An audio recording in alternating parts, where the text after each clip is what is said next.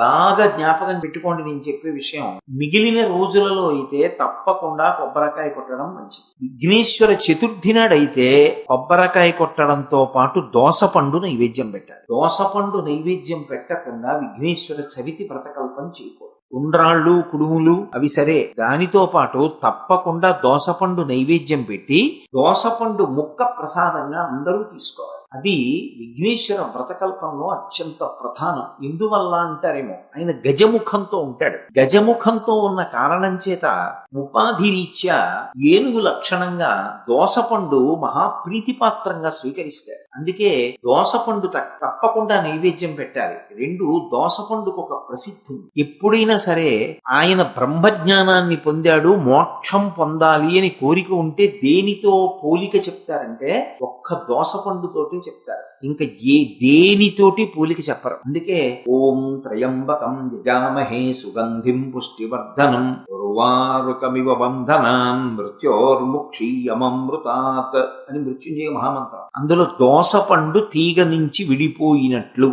నా దేహము నుండి జీవుడు విడిపోవుగాక అని అడుగుతారు. మిగిలిన ఏదైనా కూడా పండిపోయిన తరువాత కూడా ముచికని విడిచిపెట్టడం కొంచెం కష్టంగా విడిచిపెట్టి అంత తేలిగ్గా వదలదు. ఒక్క దోసపండు మాత్రం సునాయాసంగా వదులుతుంది.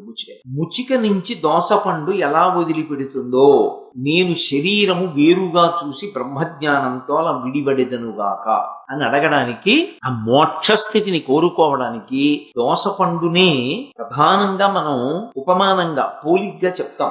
అందుకే అంతటి స్థితిని ఇవ్వగలిగిన వాడు కనుక చిన్నదాన్ని పుచ్చుకుని ఎక్కువ ఫలితాన్ని ఇస్తాడు.